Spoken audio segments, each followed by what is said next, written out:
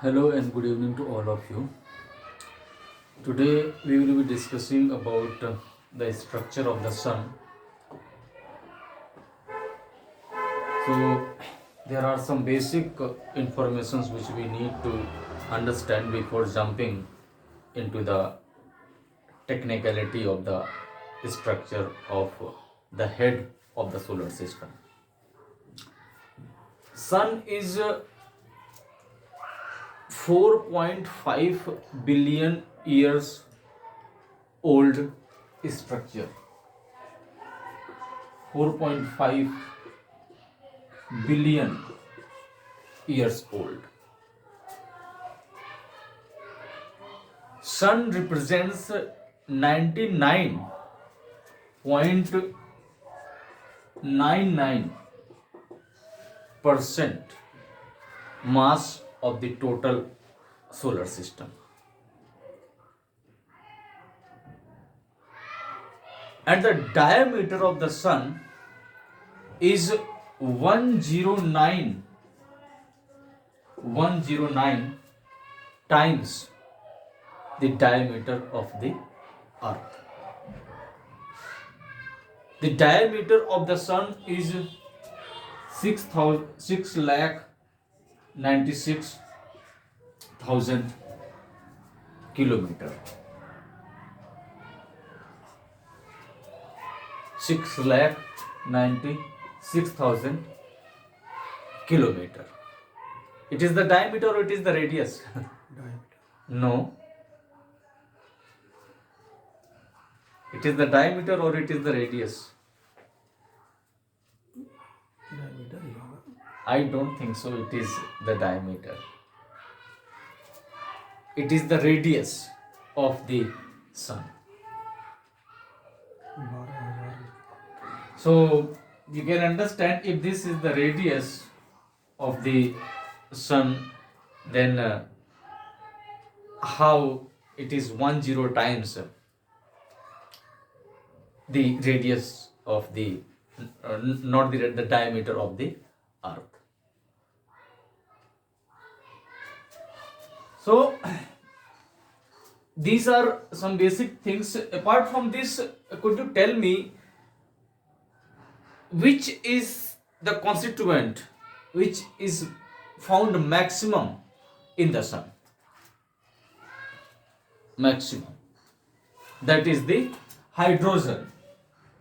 Hydrogen is present 70.4% hydrogen. And helium, how much helium is present? 29. It is 27.6. So when you add, it will come 98%. And in remaining 2%, the elements like uranium and these are present. So maximum proportion goes to the hydrogen.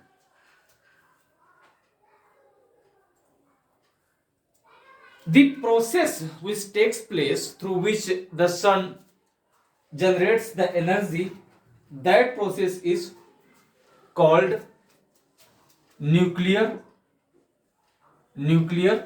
fusion. There are two processes. The one is nuclear fission and the other one is nuclear fusion. In nuclear fission, what happens that the one molecule divides in two parts. And just opposite to the nuclear fission, the reaction that is called nuclear fusion, in this reaction the atom gets combined. In nuclear fission, the atoms are divided, and on this nuclear fission reaction, the bomb which was thrown by USA in Japan, or the Pokhran experiment which happened in 1974, after that the 1998, These are based upon the nuclear fission, where the dividation happens. And just opposite to this nuclear fission on which the sun is based, here the two atoms of the hydrogen are combined and the formation of helium is happening. This process was started 4.5 billion years back, and it is still happening, because the day it will stop, the sun will be dead. So when the two atoms of the hydrogen are combining, we call the nuclear fission, and the formation of helium happens, and this has been happening for last 4.5 billion years ago, and this is the process through which the sun generates the energy.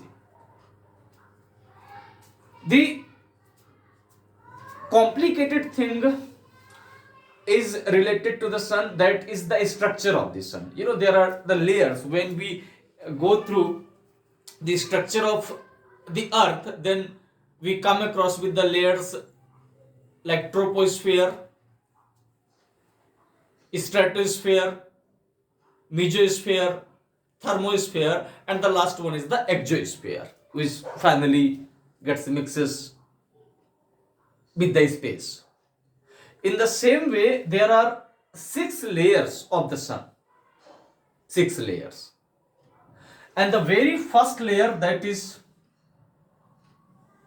the core part of the sun, that is called the core itself.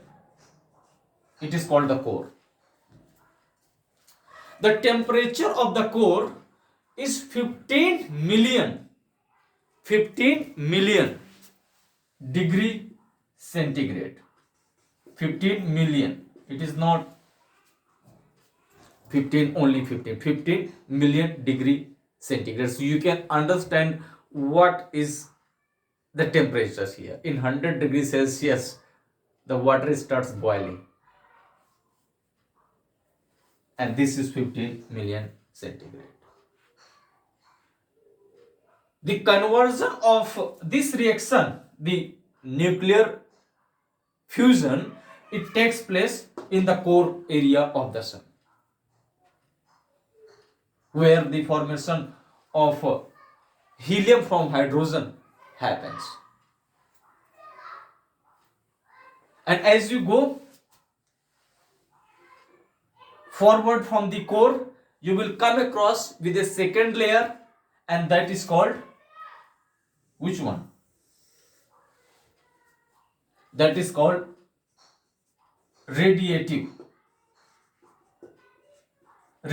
zone. The formation of energy which is happening in the core through the nuclear fission, this energy reaches to the radiative zone through the process called radiation.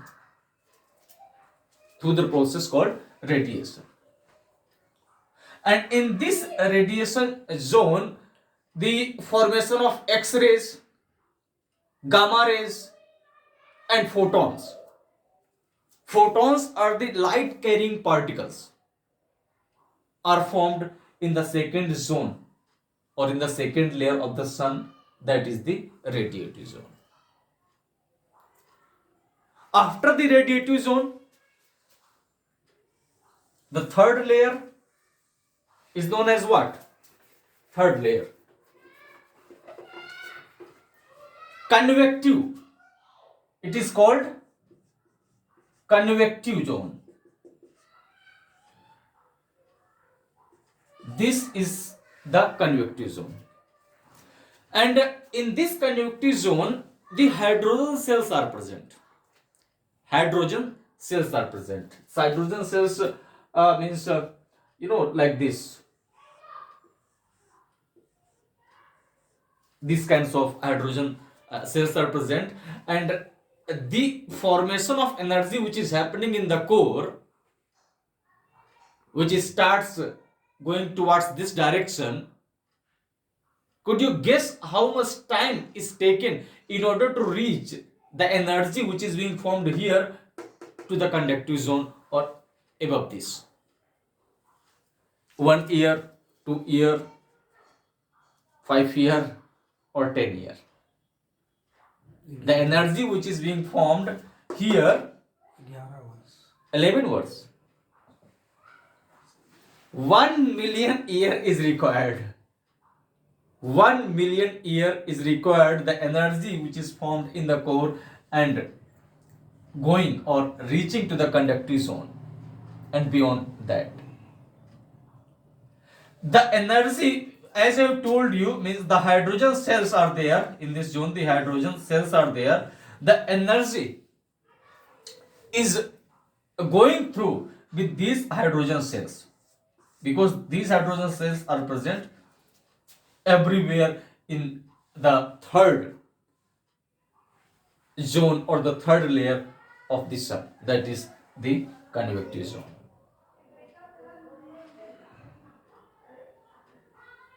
And after the convective zone, the fourth layer is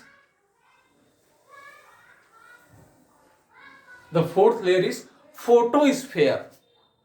Photosphere. This is photosphere.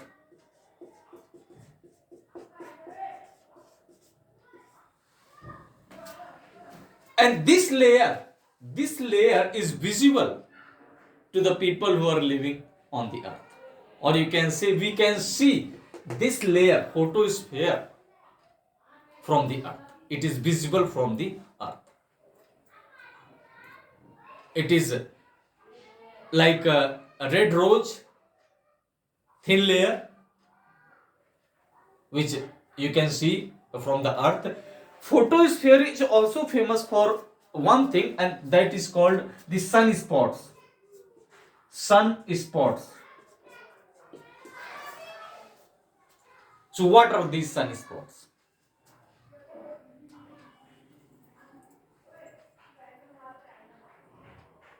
These sunspots, actually what happens in the photosphere, the energy, okay, the radiation happens. So what happens that you can say the flame, the fire flame, it goes like this, and the fire flame at the temperature of the fire flame is around 6000 degrees Celsius in the photosphere, 6000. But what happens, this fire flame, it keeps on going forward, and a time comes when the temperature of that solar flame decreases to the 4000 degrees Celsius, 4000. And when it reaches to the 4000, it again comes back to the photosphere. It again comes back to the photosphere. And when they come back, because the temperature is reduced, what happens that they create a place. I mean, you can understand that, this is the solar flame which is going upward, and as the temperature is decreasing, it will come backward. So so many flames will be coming back, and what will happen that the solar flames which are coming back, if they are meeting in this particular point, okay, if they are meeting in this particular point, this point will be known as the solar spot. And the temperature of these solar spots, sometimes it goes to 1500 degrees Celsius. When you compare the temperature from 15 million or from the 6000, this 1500 degrees Celsius temperature, it will be very cooler, because our reference point is very high. And because of this temperature, we also call them the cooler places or the cool places. However, they are not cool. If you compare this thing from the earth, then even this much temperature is very high. But when your reference point is 6,000 or this 15 million, then certainly this temperature, which is 1500 degrees Celsius, is nothing. And because of this thing, we call them the cool points. And these cool points are formed. These sunspots are formed if you take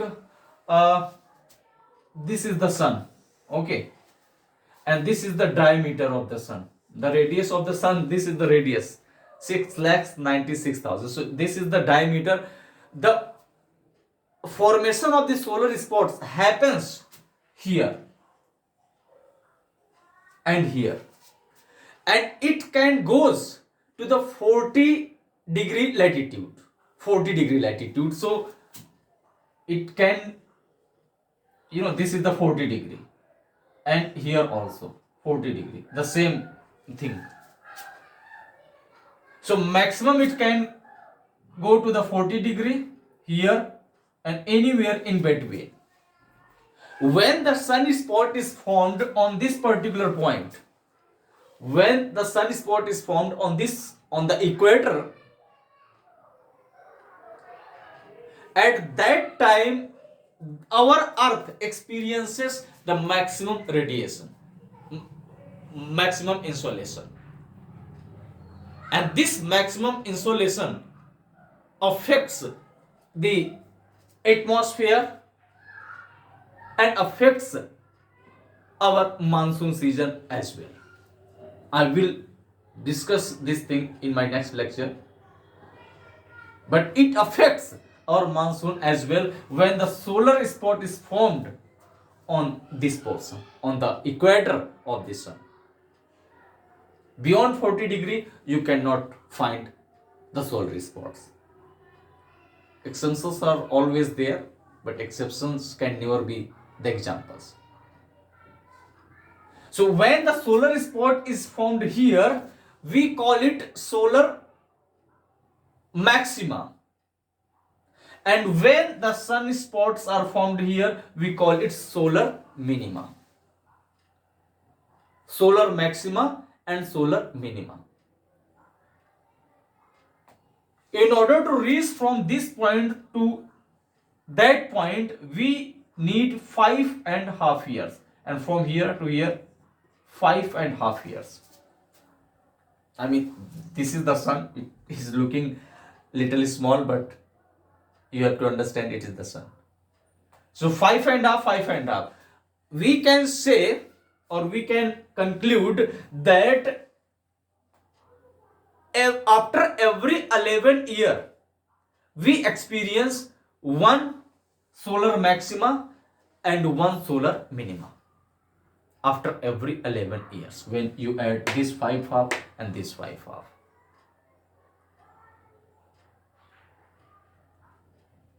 So when the solar minima, when the sun spot is there, that time the earth experiences comparatively lesser amount of insolation as compared to the solar maxima, when we are experiencing the maximum one. So we need to keep in mind that the formation of solar spots happens where? On the photosphere, that is the fourth layer of the sun. And after the photosphere, the next is the, I think, after all, it's the sun, so everything will be less for designing it. And this layer is called the chromosphere.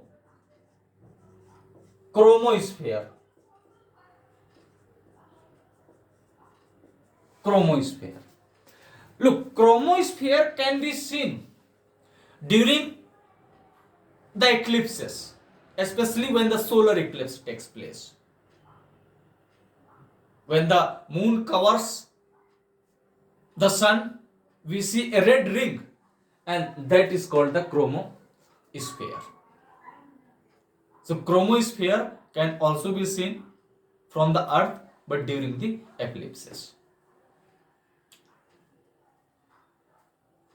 And the last layer of the sun is which one? Corona. Yes, corona. When COVID-19 happened, that time I heard this word for the very first time. I think that time I was not going through properly with geography. Otherwise, I would have certainly heard that word.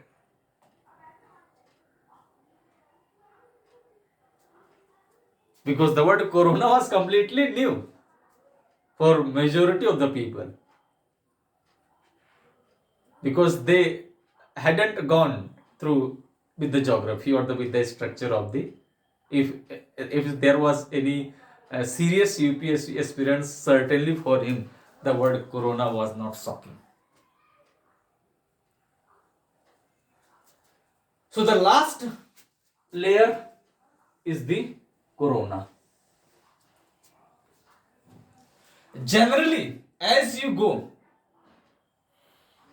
far away from the sun, it is very natural that the temperature will keep on decreasing. Applying this logic or this analogy, could you tell me, if we compare the three layers, the photosphere, the chromosphere, and the last one is the corona, which layer would be having the minimum temperature? Or tell me the maximum one. Corona maximum. Why corona maximum? Despite of the fact corona is farthest away layer of the sun. You are right. Corona, the temperature of corona is in millions.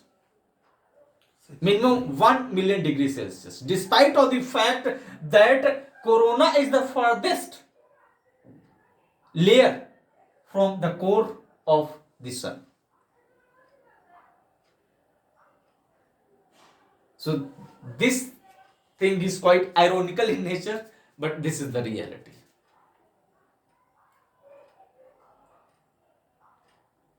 Okay, so I'm not saying that corona would be having the maximum temperature in comparison to all these layers, but certainly the corona has the more temperature than the photosphere and the chromosphere.